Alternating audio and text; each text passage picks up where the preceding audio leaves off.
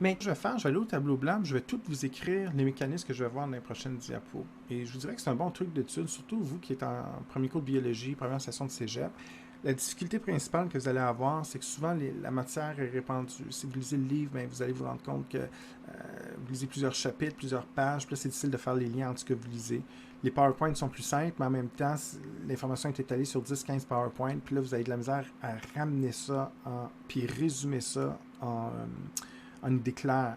Et quand vous étudiez, pour moi, le cerveau, c'est comme des cases, des tiroirs que vous rangez les éléments et vous avez besoin de les classer pour que ça soit clair dans votre tête. Si vous n'arrivez pas à les distinguer et à les classer, ça devient pêle-mêle et là, vous les mélangez puis c'est pas clair puis ça devient plate pour vous puis vous risquez de vous planter. Donc, tout ce que je vais dire ces prochaines diapos, dans le fond, une bonne façon d'étudier, c'est quand vous avez fini ça, puis que vous commencez, vous remettez vos notes au clair et tout, puis que vous lisez un petit peu, puis là vous dites, OK, mais qu'est-ce que j'ai vu? Mais dans le fond, il y a les transports passifs, actifs, c'est quoi la différence? C'est tout. Puis là, vous êtes capable d'associer tout ça. Et je vous donne un exemple pour vous aider à structurer tout ça. Quand on parle de transport moléculaire, donc déjà, vous comprenez, si c'est pas clair, vous arrêtez là. Ça, c'est l'autre truc que je vous donne. Allez-y par couche. Hein? Ça ne donne rien souvent. Vous étudiez en dernière minute, ce que je dis souvent en classe. On ne fait pas ça. C'est mieux de faire petit morceau par petit morceau. Et là, c'est plus facile. Si vous essayez de faire 2 nuits blanches de bio puis rattraper un mois, c'est pratiquement impossible. Par contre, la personne qui est un bon soldat et qui fait régulièrement, pas beaucoup, mais un petit peu au fur et à mesure, puis elle ne prend pas de retard, c'est toujours ces personnes-là qui performent. Puis souvent, c'est pas mes plus forts, mais ils sont tenaces, puis c'est comme ça qu'ils progressent. Donc, ici, c'est exactement la même chose. Dès le début, on y va par un petit morceau, et quand ça accroche, on arrête. Tant que le premier concept n'est pas acquis, ça ne donne rien d'essayer de rajouter des couches. Quand la première couche est solide, deuxième couche de connaissance, une troisième, quatrième. Exemple, quand je parle de transport moléculaire, ça ne donne rien d'aller étudier passif-actif si vous ne connaissez pas le mot. Ce que ça veut dire, c'est qu'on fait le déplacement de molécules à travers la membrane cellulaire et on doit respecter 3 conditions: petit, pas de charge, liposoluble. Et si c'est possible, là, on peut transporter la molécule directement à travers la membrane. Puis si c'est pas possible, ben là, on va se rabattre sur différents mécanismes de transport. Donc ça, c'est ce qu'on a vu en début. Là, ce qu'on est en train de rajouter, c'est que le transport, il y a des transports qu'on dit passifs. Ça, c'est une classe. C'est comme une petite case dans votre cerveau.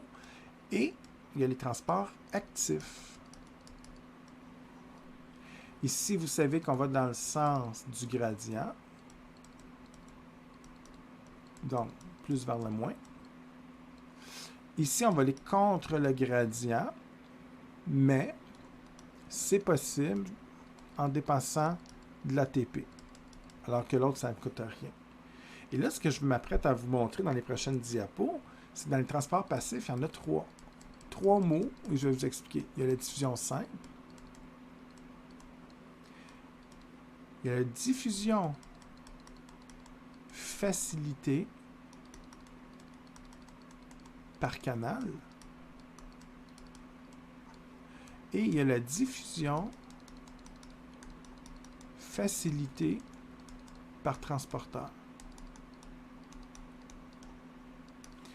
Dans actif, il y a juste 2 mécanismes. Il y a les pompes à soluté. Essentiellement, il y en a une que vous allez étudier. Il y en a plusieurs sortes au niveau de la membrane cellulaire, mais c'est surtout les pompes sodium-potassium qu'on va étudier. Donc, pompe, je marquais à solution, c'est une erreur, c'est des pompes à soluté. Donc, à soluté, exemple, pompe Na+, K+. C'est la seule qui va être à l'étude. Et les transports vésiculaires, qui impliquent des vésicules. On verra ça un peu plus tard. Et vous voyez, c'est ça que je vais vous montrer. Tout ce que je viens de faire, ça vaut peut-être 15 diapos. Et ça va être clair. Parce que tantôt, quand je vais vous parler de ces mots-là, souvent, l'étudiant, la majorité de mes étudiants, c'est que là, vous confondez diffusion, facilité, je suis dans l'actif, puis là, vous partez à l'envers et tout. Si vous êtes déjà capable de distinguer ça, OK, je vais dans... Et souvenez-vous de la dernière diapo, je vous ai dit, la question la plus importante, c'est de savoir, est-ce que je vais dans le sens du gradient ou non? Vous respectez du plus concentré vers le moins, c'est donc un de ces 3 éléments-là que vous allez étudier. Case passif, 3 mécanismes qu'on va distinguer. Vous allez contre le gradient, vous oubliez le passif, vous avez 2 choix, une chance sur 2 d'être dans le bon mécanisme.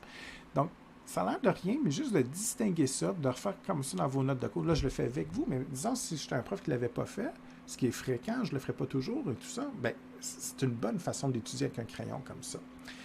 Donc, ma job pour les 3 prochaines diapos, ça va être de voir les 3 passifs et ensuite on parlera des 2 actifs. Premier mécanisme, donc ici je rappelle, je suis en passif, donc du plus concentré vers le moins. On parle de diffusion simple. Simple, ça veut dire, et ça vous l'écrivez parce que ce n'est pas clair ici, on passe à travers la membrane. On peut entrer ou sortir, ça n'a pas d'importance le sens, mais on passe à travers la membrane. Et là, je vous pose la question, c'est possible de faire la diffusion simple sous 3 conditions, lesquelles? Bien, souvenez-vous du début, ça me prend des molécules de petite taille, pas de charge, liposoluble, donc généralement des molécules non polaires.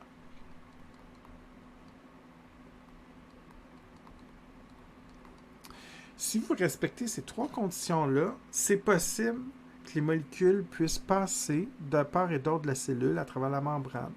Donc, diffusion simple, quand on dit que ça respecte le gradient, bien, exemple, les molécules en rouge ici, c'est de l'oxygène. L'oxygène, on les compte ici, vous comprenez qu'il y en a pas mal plus à l'extérieur qu'à l'intérieur. Exemple, je ne les ai pas comptés, mais mettons qu'il y en a 12 ici, puis il y en a 5 à l'intérieur.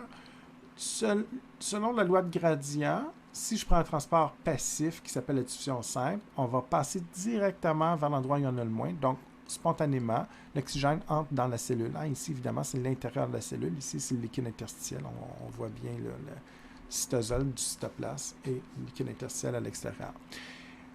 Pourquoi c'est possible pour l'oxygène d'entrer? Parce qu'elle respecte les 3 conditions.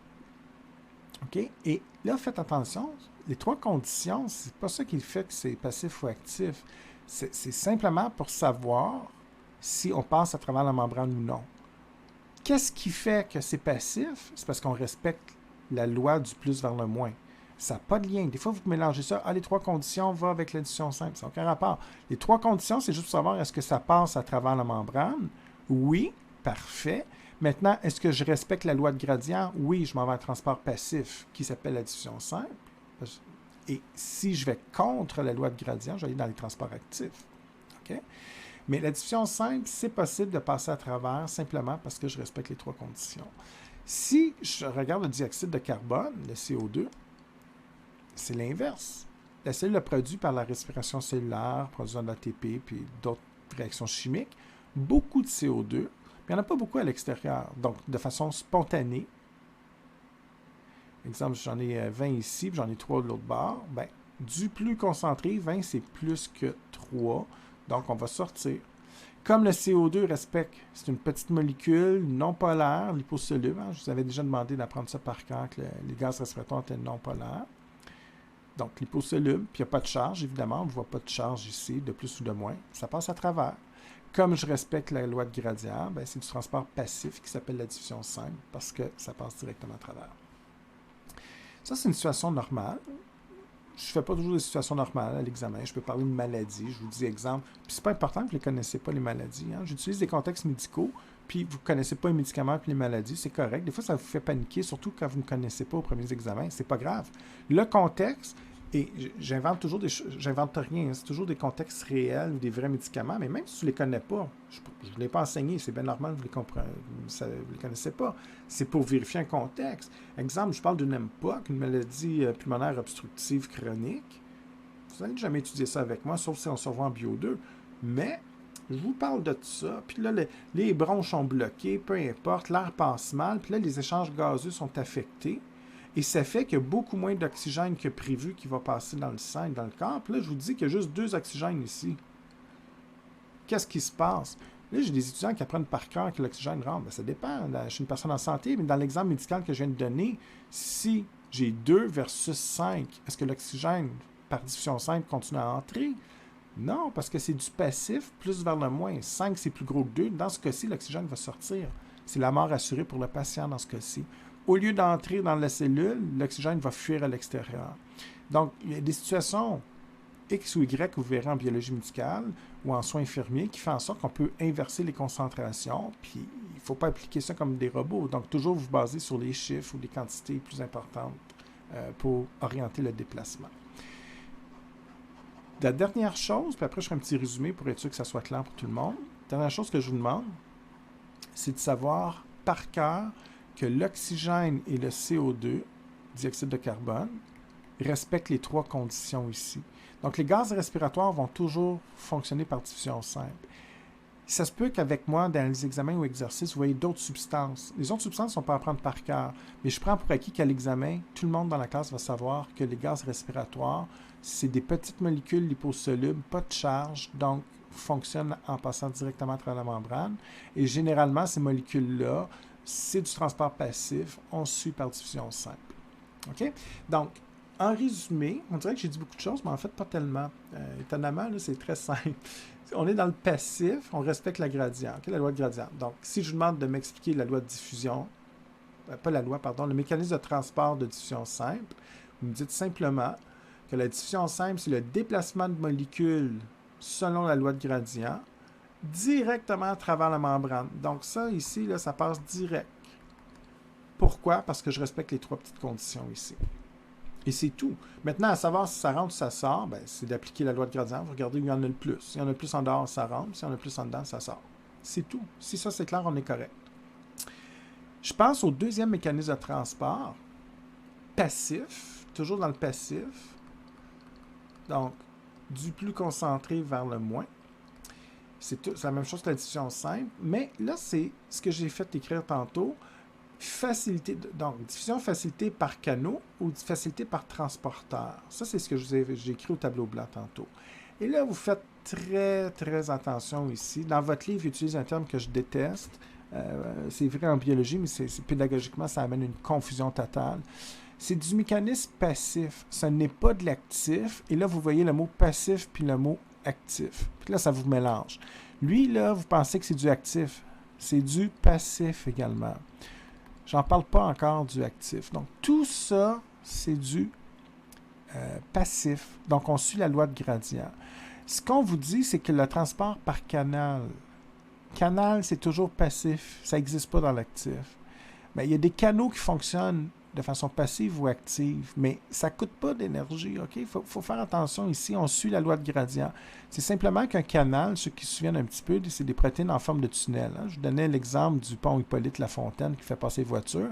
Bien, un canal, ça, c'est la membrane cellulaire. Les molécules pourront circuler, soit pour entrer ou sortir de la cellule. Mais il y a des canaux, je vous montrerai ça tantôt, qui ont des petites portes qui ferment.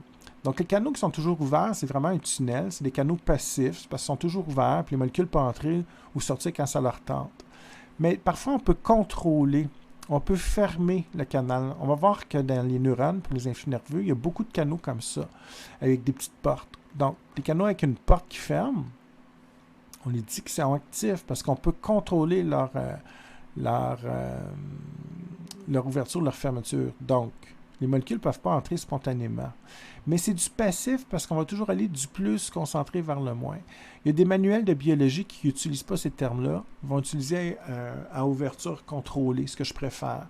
Un canal qui est ouvert tout le temps, il n'y a pas d'ouverture contrôlée, ou ouverture contrôlée. Mais là, on vous parle dans votre livre fonction passive et active. Malheureusement, l'auteur n'a pas pensé que pédagogiquement, ça viendrait mélanger avec les types de transport. Là, donc, faites extrêmement attention. C'est des termes qui sont utilisés dans votre manuel et que moi, je n'utilise que très peu. En fait, pratiquement jamais, justement, parce que ça mène une confusion. Je ne vous dis pas de ne pas le savoir parce que vous allez lire le livre. Parfois, on revient avec votre manuel. Mon cours est basé sur le manuel, fait que ça se peut que j'utilise un peu les termes. Mais pour moi, ici, ce qui est important de comprendre, c'est qu'on est dans le passif, dans le sens du gradient. Vous avez vu le premier mécanisme qui était la diffusion simple. Maintenant, j'en rajoute un deuxième, diffusion facilitée par canal. Un troisième, diffusion facilitée par transporteur. C'est vrai que par canal, ils peuvent être toujours ouverts. Donc, c'est des canaux passifs ou des canaux actifs qui ont une petite porte qui contrôle l'ouverture ou non. Mais c'est du détail. Ce qui est important de comprendre, c'est que par canal, on est toujours en passif. Je commence justement par les canaux. Si c'est du passif, quand est-ce que vous allez utiliser la diffusion facilitée par canal? Bon, quand c'est du passif, tout comme la diffusion simple, on va du plus vers le moins. Si c'était de la simple, j'ai dit qu'on respecte les 3 conditions. Vous allez prendre la facilité quand une des conditions n'est pas respectée. Donc, souvenez-vous des 3 conditions. Petite taille, la molécule doit être de petite taille. une charge, pas de charge, pardon, et liposoluble non polaire. On aime les graisses. Maintenant, diffusion facilitée par canal, qu'est-ce que ça dit? Ben, c'est une protéine canal, comme un tunnel, bon, parfait. On va toujours du plus concentré vers le moins, mais ce qui est très important de comprendre, c'est qu'on utilise les canaux pour les ions qui ont des charges, les petites molécules qui ont des charges. Ils sont chargés. Donc, autrement dit, aussitôt que vous voyez une charge, et ça, c'est du par cœur. Je vous ai dit tantôt que vous deviez retenir que oxygène, CO2, c'est par diffusion simple parce qu'on respecte les 3 conditions. Peut-être que vous verrez d'autres substances qui prendront la diffusion simple ne sont pas retenues par cœur. Mais l'autre que je veux que vous sachiez par cœur, tous les charges électriques, Na+, exemple, ou Cl-, ou n'importe quelle autre lettre, là, ça peut être du K+, K+, Ca2+, ça c'est les principaux qu'on va étudier dans la session, exemple. Mais quand vous voyez des plus, ça veut dire qu'ils sont chargés au point de vue électrique ou des moins comme le chlore. Donc, aussi que j'ai des charges, ils vont utiliser comme ça des canaux parce qu'on n'est pas capable de passer directement à travers la membrane. Mais comme c'est du passif, on fait toujours du plus vers le moins, comme je l'ai indiqué ici. Hein? La loi de Gradient est très importante à retenir. Donc, on regarde, puis là, selon la situation, on va compter. Exemple, le sodium ici, j'en ai 1, 2, 3, 4, 5, 6, 7, 8, versus 3. Où c'est que j'en ai le plus? Bien, 8, c'est plus grand que 3. Donc, selon la loi de gradient, spontanément, le sodium va entrer dans la cellule. C'est comme la diffusion simple. C'est la loi de gradient parce que c'est du transport passif. Sauf que la diffusion simple, on respectait les 3 conditions. Là, le problème, c'est qu'on a une charge. Donc, ça ne passe pas à travers la membrane. C'est pour ça qu'on dit faciliter. On va faciliter le déplacement par un canal. Donc, les ions chargés pourront passer à travers la membrane grâce au canal. Autrement dit, s'il n'y a pas de canal, le sodium va rebondir et ne pourra pas passer. Puis là, on vous donne un autre exemple avec le potassium. Bien, dans l'exemple ici, il y a plus de potassium à l'intérieur que l'extérieur. Par exemple, j'en ai 8 ici, puis 3. Donc, dans ce cas-ci, le potassium pourrait sortir. Et ça, c'est une situation, mais on aurait pu faire la situation inverse. Je pourrais dire que 50 potassium, bien, il va rentrer, parce que 50, c'est plus gros que 8. Donc, ce n'est pas le fait qu'il rentre et qu'il sort. Souvent, j'ai des étudiants qui pensent que c'est le sens qui est important. Le sens est aucunement important. Ça peut rentrer ou sortir quand on est en passif par canal, facilité par canal. Mais le concept ici, c'est de savoir toujours c'est qu'il y en a le plus. Et c'est pour ça que je revenais tout le temps à la question de gradient. Déterminer où c'est qu'il y en a le plus. Puis comme c'est passif, on suit. Maintenant, si je suis la loi de gradient, vous avez 2 choix. Vous regardez si on respecte les 3 conditions. Oui, on va dans la diffusion simple. Non, parce qu'il y a une charge, on va dans le canal. Puis là, il y a des gens qui me voient venir. Qu'est-ce qui arrive quand on a un problème de petite taille? Bien, pas un problème. Un problème de taille petite, il n'y a pas de trouble. Mais si, mettons, j'ai une grande molécule comme le glucose, bien là, on a un 3e mécanisme de transport passif qu'on va parler de transporteur à la prochaine diapositive. Facilité par transporteur. Donc, tantôt, je vous parlais justement du terme que j'aime pas. Là, on est toujours dans le passif ici. J'ai tenté de dessiner une petite porte, là, mais on a la petite porte ici qui peut être contrôlée par d'autres substances chimiques. Exemple, les neurones, on appelle ça des neurotransmetteurs, mais ce n'est pas important. Mettons, ici, je suis au niveau d'un neurone. Je peux être en position ouverte. Donc, il y a une molécule chimique, neurotransmetteur, peu importe la sorte, qui fait ouvrir la porte du canal ou fermer. Donc, on vous dit que c'est des canaux en fonction active, mais ça reste un transport passif. On pourrait, au lieu de dire ça, parler d'ouverture contrôlée. Mais c'est toujours facilité par canal dans le sens du gradient, donc passif. Okay? Donc, faites attention à ça, évidemment. OK, donc ça me va. Maintenant, le 3e mécanisme, facilité par un transporteur. Ça ressemble beaucoup au canal. Hein? Vous remarquez que c'est une protéine membranaire aussi, mais là, elle est faite un peu différente. C'est pas tellement un tunnel, c'est un peu comme je dirais comme pelleter de la neige un petit peu. Dans le fond, c'est qu'on va pelleter les substances vers l'intérieur ici. Et ce qui n'est pas évident ici, regardez bien, c'est plus facile quand je suis en classe, mais regardez ce que j'encercle. Ça, c'est comme la partie haute du transporteur. Ça, c'est la partie basse. Et il y a une inversion qui va se faire. La partie haute, la tête, si vous voulez, bien, est rendue ici. Donc, on est en position haute et on s'inverse. C'est comme si la tête devenait au pied. Et on s'en vient comme ça plus bas. Et ce qu'il faut comprendre comme ça, c'est que le transporteur est en position comme ça initiale. la molécule ici de glucose va s'attacher comme ça au transporteur. Et aussitôt qu'il y a un contact entre les deux, ça va faire basculer le transporteur. Il change de position, il va tourner, il s'inverse. Et c'est pour ça que je disais pelleter, c'est qu'il est en position ici initiale. Ça, c'est le glucose, par exemple, que je veux transporter. Et en tournant comme ça, ben là, on va le pelleter vers l'intérieur. Puis si je veux sortir le glucose de l'autre côté, ben je prends le glucose, puis il se remet en position initiale, puis on le sort. Donc, ça va dans les deux sens, en fait. Et dans ce cas-ci, ce qu'il faut garder en tête, c'est que c'est toujours du passif. C'est le dernier mécanisme de transport passif. Donc, toujours du plus concentré vers le moins. Maintenant, pourquoi je vais faire entrer le glucose vers l'intérieur? Bien, regardez, selon le dessin ici, j'ai 3 molécules de glucose. J'en ai une à l'intérieur. Comme c'est du passif, 3 c'est plus gros que 1. Donc, on fait passer le glucose. Là, la question, c'est de savoir pourquoi je ne prends pas la diffusion simple. Bien, parce que je ne respecte pas les 3 conditions. Donc, les 3 conditions, petite taille, toujours la même chose, pas de charge. Vous commencez à les savoir. Pas de charge et, je m'excuse, donc, je suis sur le coin de la tablette, c'est pour ça qu'il y a des petits problèmes. Désolé. Donc, il n'y a pas de charge. Petite taille, liposoluble ou non polaire. OK. Quand j'ai des charges, je vais prendre une facilité par canal, mais quand c'est des grosses molécules, donc le glucose, c'est des grosses molécules, donc ça ne peut pas passer à travers, c'est là que j'ai utilisé les transporteurs. OK? Mais comme c'est passif, je fais toujours dans le sens du gradient. Maintenant,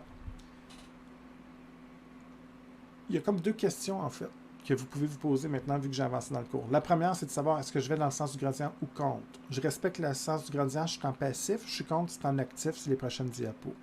Si je vais dans le sens du gradient, première question. La deuxième que vous devez vous demander, bon, OK, je suis en passif, est-ce que je respecte les 3 conditions? Oui, je vais en simple. Non, OK, lequel qui est pas respecté? C'est chargé, je vais dans les canals, mais toujours en respectant la loi de gradient du plus concentré vers le moins. La charge est respectée, mais c'est la taille, je vais en transporteur. Et c'est les 3 situations qui existent seulement pour notre cours. Il n'y en aura pas d'autres. Et je vous demande, dernier élément par cœur, le glucose, c'est une molécule de grande taille. Donc, par cœur, vous devez savoir qu'on utilise un transporteur parce qu'il est trop gros. Les autres substances, je ne demande pas de les apprendre par cœur. Donc, je peux vous parler de médicaments, d'autres molécules chimiques, mais je vais toujours vous donner un indice. Si je vous pose une question, le glucose, vous devez savoir que c'est trop gros. Les charges NA+, vous savez qu'il est chargé. Puis oxygène, CO2, vous savez par cœur qu'on respecte les conditions. Donc là, je n'ai pas à vous le dire, vous devez le savoir. Mais si je parle de d'autres molécules que je ne vous ai pas demandé d'apprendre, bien là, je vais vous donner des indices. Exemple, la molécule Z, elle est chargée, petite taille, hydrosoluble, liposoluble, polaire, non polaire.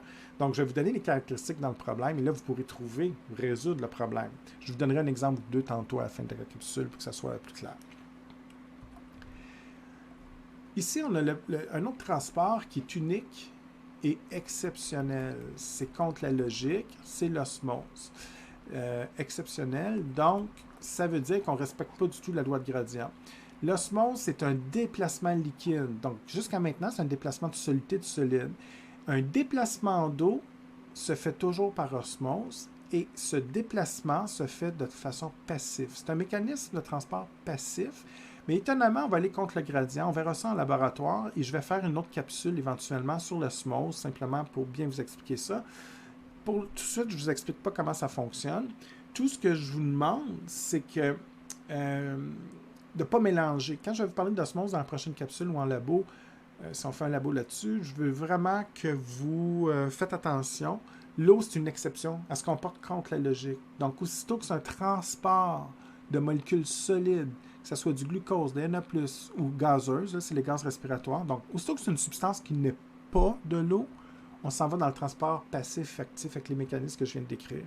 Si c'est un déplacement d'eau qui se fait entre vos cellules, entre les vaisseaux sanguins et les tissus, peu importe, là, on parlera d'osmose.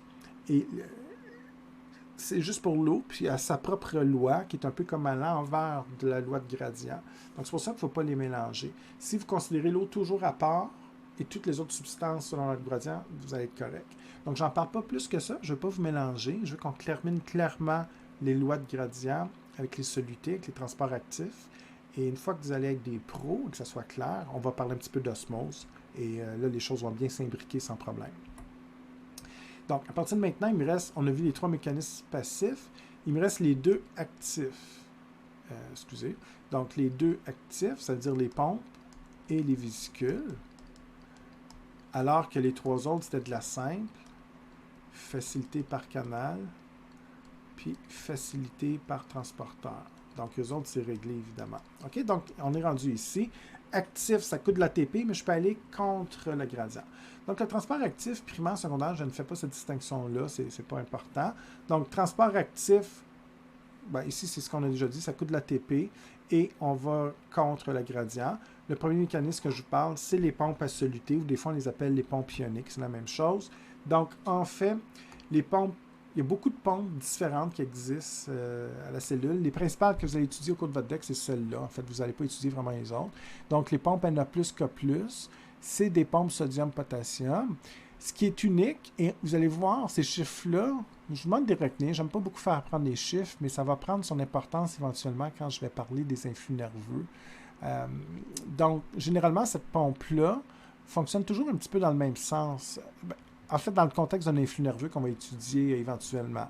Ça veut dire que la pompe va contre le gradient, ça coûte de l'ATP, et généralement, on fait entrer les potassiums, puis on fait sortir en même temps le sodium. C'est donc un espèce de transporteur à 2 substances. Ça, c'est la première différence. Et là, vous allez me dire, ouais, mais ça ressemble beaucoup au transporteur des molécules de grosse taille comme le glucose. Vous avez raison. Mais la grosse différence, elle est dessinée ici. Quand c'est passif, ça ne coûte pas d'ATP. OK? Donc ça, c'est une chose. Et l'autre chose, est-ce que je vais dans le sens du gradient ou contre le gradient? Regardez bien ici, ça ne paraît pas sur l'image, mais il faut être attentif. Ici, j'ai 3 molécules. Exemple du calcium. Ça, c'est une pompe calcium en passant. Ce n'est pas une que vous allez utiliser, mais c'est la même logique. Et ici, j'ai peut-être 12, on va dire ça au hasard, j'ai 12 calcium. Si c'était un transporteur, facilité par transporteur, donc passif, normalement, je ferais entrer la substance à l'intérieur, parce qu'on va du plus concentré vers le moins. Hein? La loi de gradient, toujours le plus vers le moins. Mais là, si vous regardez vos flèches dans votre livre, je pars du 3, puis je m'en vais vers le 12, qui est complètement contre la logique. C'est des molécules solides, c'est pas de l'eau, donc c'est pas de l'osmose. On est dans le transport passif et actif. Mais ici, comme je vais contre le gradient, c'est évident que je suis en transport actif. Puis en plus, on vient valider avec l'ATP qui a été utilisé ici. Donc, en utilisant la molécule d'ATP, je récupère l'énergie dans l'ATP. Donc, on brise un phosphate, un lien phosphate. On enlève le phosphate. Le lien chimique qui rattachait le 3e phosphate à la molécule ici est riche en énergie. Donc, ça me prend de l'énergie pour faire basculer l'élément ici. Donc, la pompe, contrairement au transporteur qui fonctionne sans énergie, ici, c'est possible d'aller contre la logique, mais ça me prend l'énergie. C'est pour ça que je donnais tantôt l'exemple du nageur qui nage dans la rivière à contre-courant. Ça demande plus d'efforts physiques. Ici, ça demande un effort énergétique pour aller contre la logique, mais c'est possible. Donc, dans ce cas-ci, on pomperait le calcium à l'extérieur contre le gradient. C'est comme ça qu'ils vont fonctionner vos pompes. Et une pompe sodium-potassium, c'est la même chose. La seule différence, c'est qu'on a 2 sites. Exemple, en fait, ça ne sera pas très clair. Je vais le redessiner là-dessus, mais c'est la même logique, là. C'est qu'au lieu du calcium, imaginez-vous, là, c'est une pompe à une substance, mais je peux avoir 2 sites. Je pourrais avoir un autre site ici. Fait que je peux pomper le sodium en même temps que le potassium.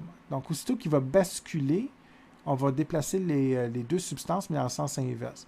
Donc, généralement, une pompe une pompe sodium-potassium va me permettre de faire entrer le K+ vers l'intérieur, puis on va faire sortir le sodium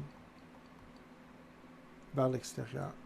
Ça va être extrêmement important, ce mouvement-là, pour permettre la création d'influx nerveux. On verra ça plus tard. Mais ça va être contre le gradient. Donc, dans le fond, il y a toujours plus de potassium. Exemple, il pourrait y avoir plus de potassium ici qu'à l'extérieur, mais on va quand même aller contre le gradient. Okay? Donc, c'est pour ça qu'on dit que c'est du transport actif. Et finalement, le dernier transport... Ah oui, j'ai oublié de vous dire une chose importante. Les pompes, on utilise ça quand? Allez, je m'excuse, c'est vraiment important. Vous l'avez probablement compris, c'est des charges. Mais les pompes, on les utilise pour les molécules chargées.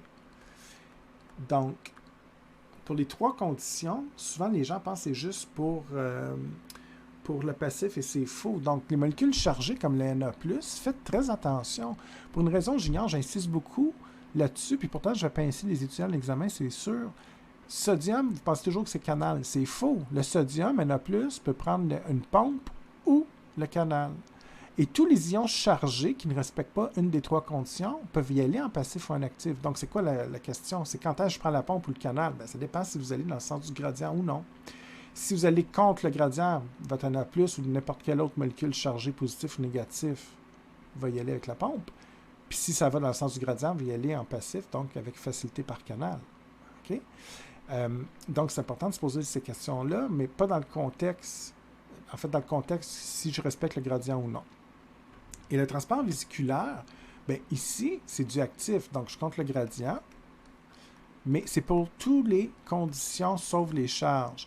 Donc, c'est exemple, molécule de grande taille, liposoluble, pas liposoluble, hydrosoluble.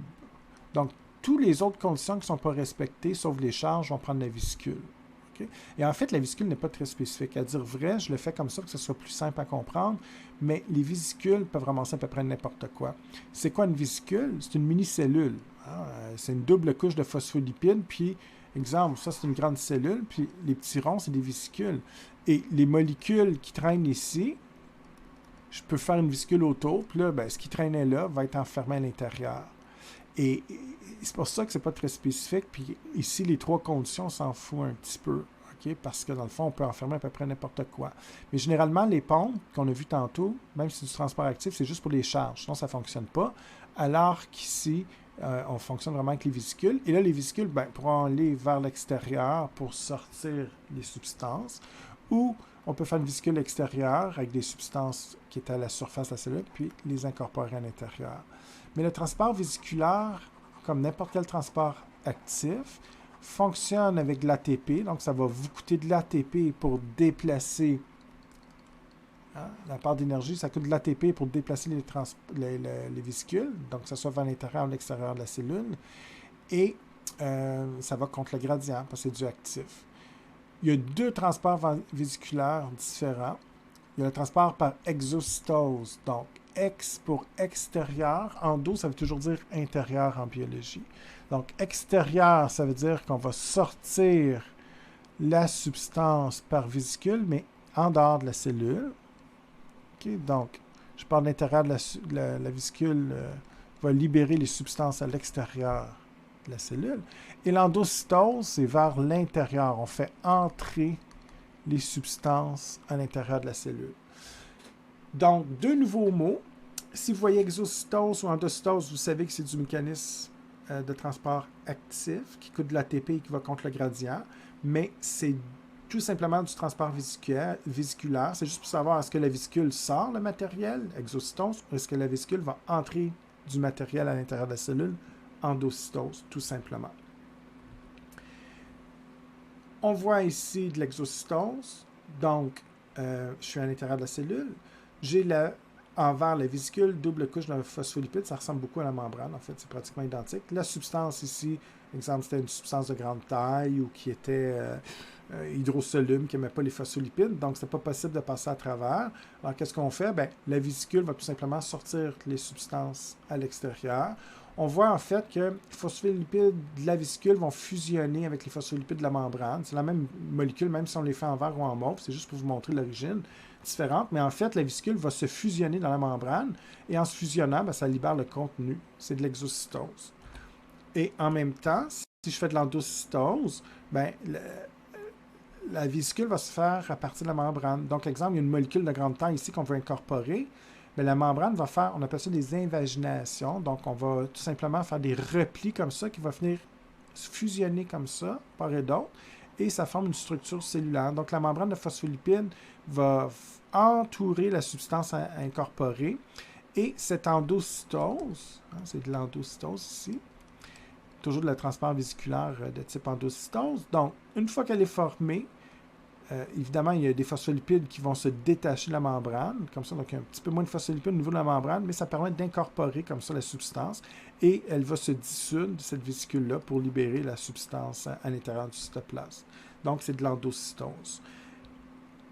Ici, on vous distingue deux types d'endocytose. Donc, oui, on peut incorporer vers l'intérieur de la cellule des substances, mais parfois, il y a de la substance liquide, donc c'est de l'eau essentiellement, ou solide. Donc, ce n'est pas de l'eau. Quand c'est solide, on va parler de phagocytose. Vous allez voir ça beaucoup, un petit peu en bio2, mais surtout quand vous allez étudier le sang en bio2, mais surtout en microbiologie, dans le système immunitaire de défense. Puis quand c'est de liquide, on parle de pinocytose. Mais c'est exactement la même chose. Hein? Donc, pino, ça vient du latin ou grec, je ne me souviens pas, pour dire boire, puis phago, ça veut dire manger. Mais à chaque fois, c'est surtout ce terme-là que vous allez voir. En fait, phagocytose, vous allez utiliser ça dans beaucoup de contextes. Bien, rappelez-vous, quand vous allez voir ça avec d'autres profs, exemple prof de micro ou de bio 2, quand vous allez voir ça, bien, dites-vous que c'est un transport vésiculaire qui coûte de l'ATP, qui généralement, pas toujours, mais la plupart du temps, va être contre le gradient parce que c'est du actif. Donc, pour mon cours, il n'y a pas d'exception, mais c'est vrai que la phagocytose peut se faire de façon exceptionnelle dans le sens du gradient. Mais, ferme la parenthèse, on peut oublier ça, ça n'arrivera pas dans mon cours. Donc, dans mon cours, la phagocytose, c'est toujours du actif, toujours de la vésicule, contre le gradient qui coûte de l'ATP. Sauf qu'ici, on incorpore à l'intérieur un élément solide. C'est un élément liquide, c'est l'endocytose qu'on appelle le pinot. Mais essentiellement, si je reviens à cette image-là, c'est de l'endocytose. On parle de phagocytose ici, si vous regardez le terme, parce que c'est une molécule solide. Mais si ça avait été la même chose, puis au lieu de ça, on avait mis de l'eau, une molécule d'eau, c'est comme c'est un liquide, on aurait parlé de pinocytose tout simplement. C'est la même chose, c'est de l'endocytose. Okay? Donc, ce qui est plus important pour moi, c'est vraiment de distinguer l'endocytose de l'exocytose. Mais évidemment, c'est toujours dans le transport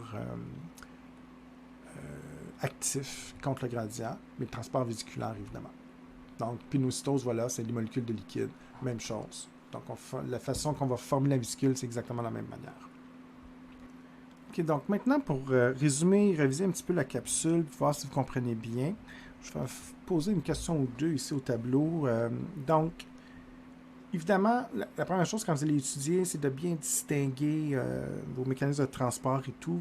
C'est pas très compliqué, mais si vous étudiez mal, souvent, il y a une confusion qui s'installe. Donc, il y a deux questions extrêmement importantes à savoir. Est-ce que, première question, je vais dans le sens du gradient ou non? Donc, pour savoir si je suis en actif ou passif. Et ensuite, est-ce que je respecte les trois conditions ou non?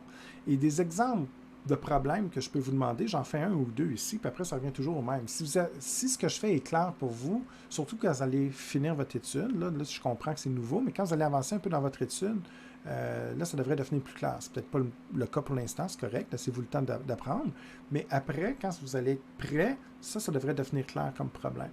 Donc, exemple, en fait, avant de poser la question, souvenez-vous, là, c'est du par cœur, mais comme vous ne le savez pas encore, je vais l'écrire, mais normalement, ça ne sera pas écrit à l'examen. Vous devez savoir ça. Donc, la loi du gradient, toujours du plus concentré vers le moins. On est dans les molécules solides. Si c'était de l'eau, on parlerait d'osmose. Ça, c'est une autre histoire, une autre capsule, un autre labo. Mais pour l'instant, on est dans les molécules solides, donc on respecte la loi de gradient. Et ça, c'est la première question qu'on se demande toujours. Et la deuxième, c'est est-ce que je respecte les trois conditions, oui ou non? Donc, petite taille. Est-ce que la molécule ne doit pas être chargée, donc pas de charge? Je suis désolé, j'ai beaucoup de difficultés à écrire. J'écris déjà très mal, mais avec une tablette, c'est 100 fois pire. Donc, écoutez comme il faut mes commentaires sonores, vraiment, parce que ça va être difficile. Donc, molécule de petite taille, pas de charge. Et, troisième condition, la molécule doit être non polaire ou, si vous préférez, faut qu'elle soit liposoluble. Elle doit aimer les graisses. Et ces trois conditions vont nous permettre de comprendre si la molécule passe directement à travers la membrane ou pas. Le troisième élément qui est intéressant à savoir, c'est de se souvenir, classer ça le plus clair possible dans votre tête. Il y a trois mécanismes de transport passif. Si on revise les 20 diapos, là, c'est juste ça que j'ai dit dans le fond. Passif, ça peut se faire par diffusion simple. Si je respecte les trois conditions. Et les substances que je voulais que vous sachiez par cœur, l'exemple, oxygène, CO2. Ça, c'est sûr qu'on respecte les trois conditions, donc on peut faire de la simple. Et évidemment, passif, on va du plus concentré vers le moins. La deuxième, c'est diffusion facilitée par canal. Toujours du plus vers le moins, mais dans ce cas-ci, c'est quand on a une charge. Donc, s'il y a une des conditions qui n'est pas respectée, bien là, ça ne passe pas à travers la membrane. Donc, dans ce cas-ci, exemple, NA+, Cl-, peu importe.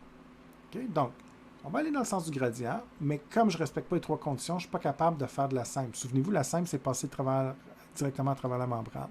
Donc, dans ce cas-ci, je ne peux pas passer à travers la membrane parce qu'il y a une charge positive ou négative en termes de charge électrique. Donc, on va utiliser un canal, mais je suis quand même la loi de gradient. Et ensuite, on a le dernier qu'on avait vu, facilité par transporteur. Et dans ce cas-ci, c'est la condition de la taille qui n'est pas respectée. Donc, au lieu d'être petit, c'est des molécules qui sont grosses. Exemple, la substance par cœur, c'était le glucose. OK? Et si je résume tout ce que j'ai dit dans la capsule, c'est pas mal ça. Donc, si ça, c'est clair, ces trois éléments-là, on est pas mal. Et le dernier élément, quatrième élément, si c'est du transport actif, bien là, je vais contre la logique, contre le gradient, et il y a seulement deux mécanismes. Il y a les pompes. Et les pompes, généralement, on utilise quoi? Ben, c'est des molécules qui vont être chargées, exemple pompe sodium-potassium. Donc, une des conditions qui n'est pas respectée ici, c'est quand on a des charges. Et sinon, si c'est un problème de taille, que la molécule n'est pas soluble ou peu importe, puis ça peut être même des molécules qui respectent les trois conditions, bien là, on va dans le transport vésiculaire. Et le transport vésiculaire, donc, c'est pas spécifique, c'est n'importe quoi qui peut passer par là, dans le fond. Ça fait que la question des trois conditions est moins importante ici. Puis on va faire ça encore plus clair. Posez-vous la question quand vous êtes en actif. S'il y a une charge, prends une pompe. S'il n'y a pas de charge, tu vas dans la vésicule. C'est un peu ça que je vous expliquais, mais peut-être pas très clair. Donc là, je pense que c'est très, très clair. Pompe quand il y a une charge. Puis s'il n'y a pas de charge, c'est automatiquement vésicule. Et il faut faire attention, si on sort la substance, on parle d'exocytose. Si la substance transportée par la vésicule entre, on parle d'endocytose. Mais le point commun entre les deux mécanismes, donc les pompes à soluté ou les pompes ioniques et les vésicules, ben on va contre le gradient.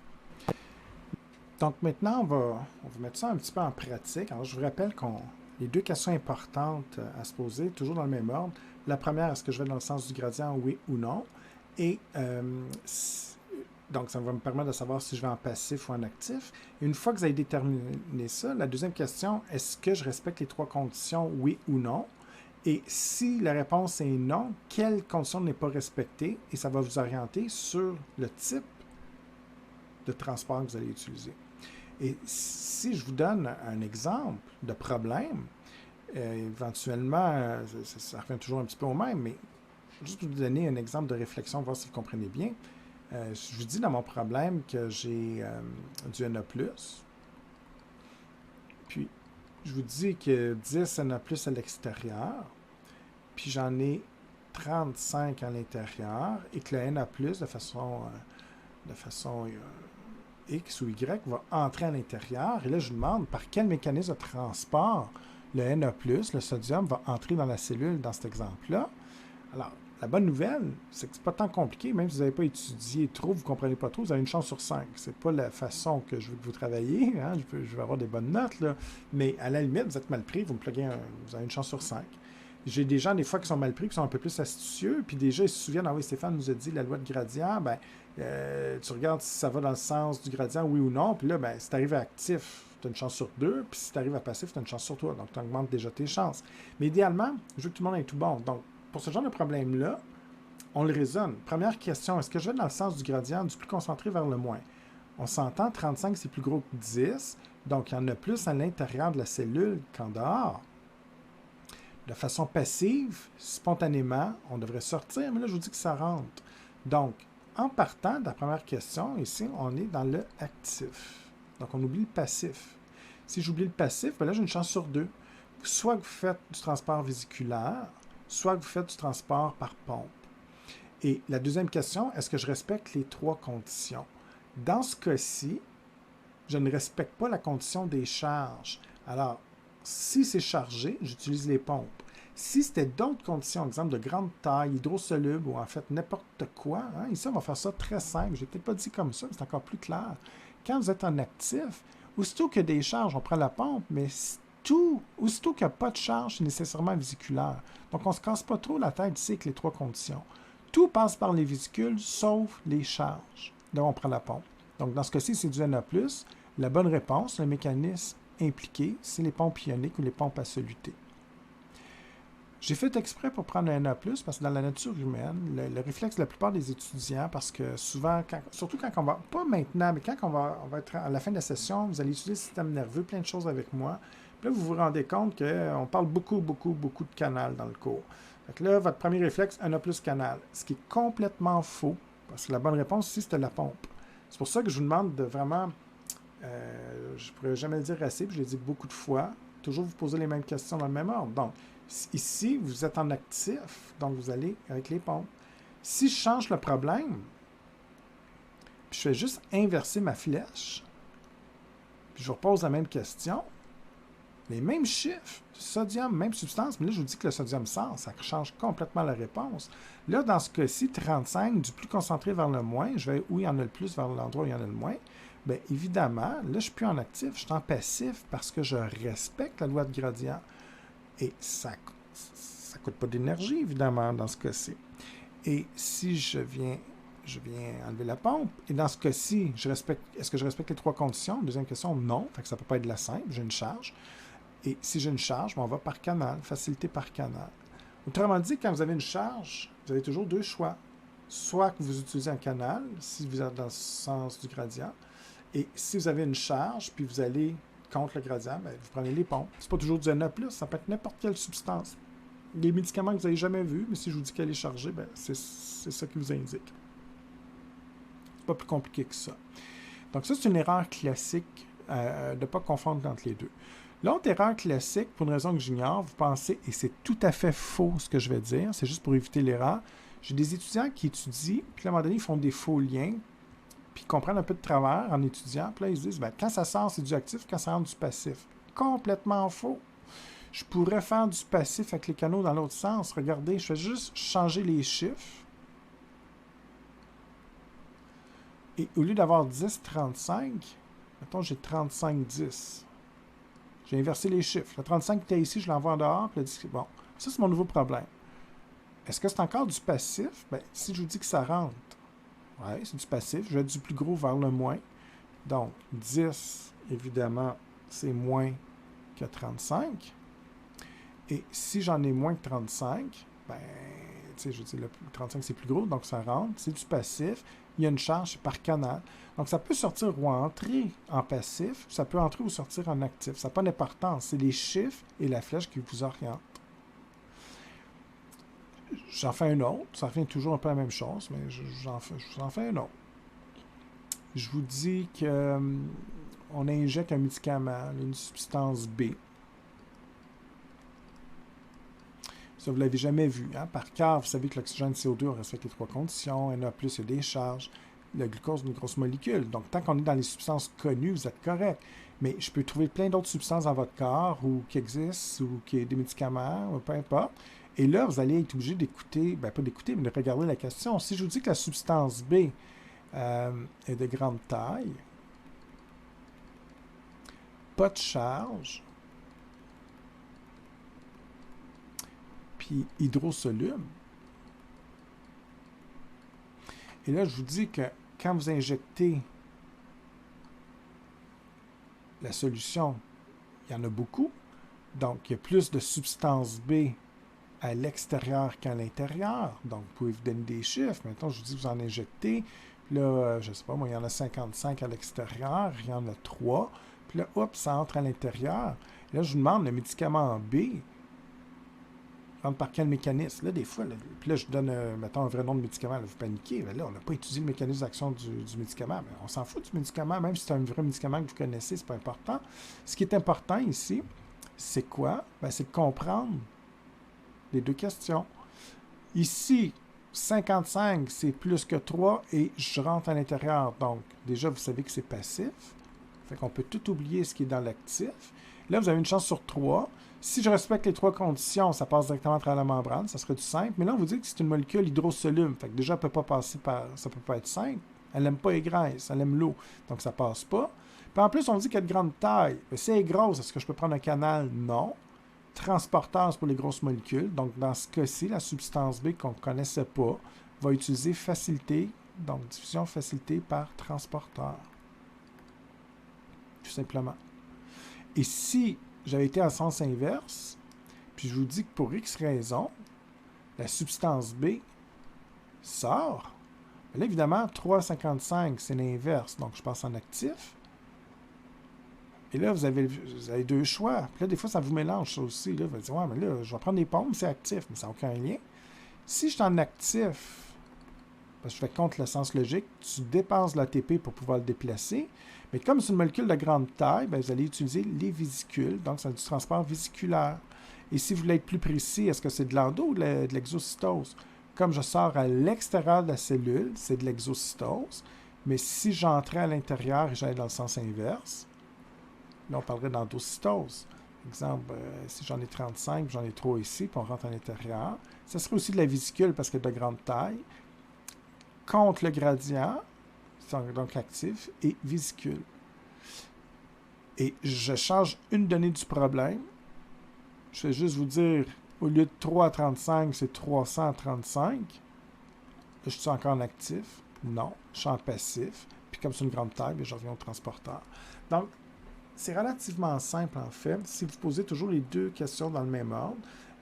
Passif, actif, selon le gradient ou non, puis si je respecte les conditions ou non. Et si vous êtes capable de faire ça, bien, ça devient très, très simple. L'autre chose, faites attention parce que souvent, dans mes examens, je mets des contextes médicaux réels parce que vous êtes en soins biomédical et tout. Je trouve ça toujours très intéressant. Puis des fois, j'ai des gens moins stressés à l'examen qui apprennent même des choses. Sauf que des fois, ça fait paniquer les gens. Donc, vous devez vous habituer.